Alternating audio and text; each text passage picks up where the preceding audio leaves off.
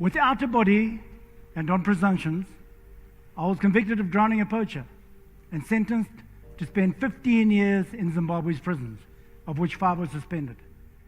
I was convicted of a crime that never happened. Arriving at my first maximum security prison, still in handcuffs and leg irons like a dangerous animal, they had me stripped naked. Stark naked, I was escorted through huge wooden doors into the maximum security exercise yard. Thousands of curious prison eyes followed me, wondering what this white man was doing here, since I was the only one. Take what you fear most, then multiply it by 10, and maybe you'll understand the paralyzing fear I felt as I walked through that courtyard naked. I shared a cell with 78 other inmates, 13 meters long, 3 meters wide.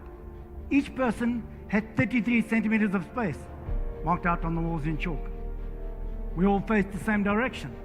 When you turned over, it was all together. As cushioning against the cold concrete floor, you'd fold 2 of your paper-thin, worn-out, lice-ridden blankets several times to fit your space, then covered yourself with a third one. Can you imagine the discomfort? Not even the breath you take is your own. No space, and packed so close together that what someone else exhales, you inhale. Can anything be further removed from freedom than that? We had no basins or taps in the cells, and only one set of clothing. So we had to wash our clothes in the cell toilets at night, wearing a blanket, then hang them on the walls with smuggled book staples to dry by the next morning. In 2005, Harare City ran out of water. For 3 years, while in Chikurubi maximum security prison, each prisoner was allocated only 1 plastic cup of water a day. That was to drink, clean your teeth, wash your face, bath, everything, for 3 years. But all that being said, I believe that behind every severity lies an opportunity. And that experience gave me the opportunity to get to know hidden attributes about myself and time to consider some really important things in life. My life in chains taught me many lessons, and that's what I'd like to share with you now. My first lesson was about forgiveness.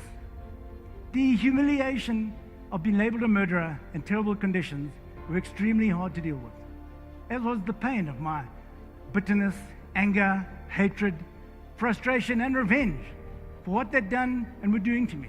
I hated them bitterly, and initially would lie there for hours, wishing every terrible thing on each of them in turn: the poacher, the police, the judge, the ministry, and all who were involved in my conviction.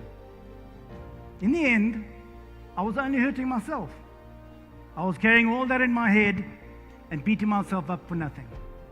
The single biggest lesson I learned in prison was true forgiveness. I now know what Nelson Mandela meant by forgiveness. Another big lesson I learned was the power of a positive mental attitude. I learned not to let past thoughts hurt me. The past only exists in your head.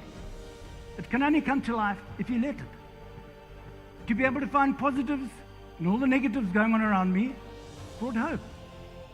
Finding happiness in even the smallest things that happen in prison kept me healthy.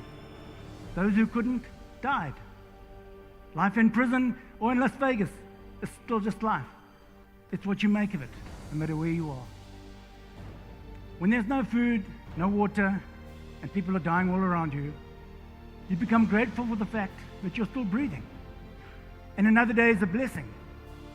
When you're lying in a cell with 78 other people, and your breath is not even your own, gratitude suddenly has a different meaning altogether. There were times in there when I just felt this was the end. I didn't have the mental strength left to overcome more of those never-ending challenges.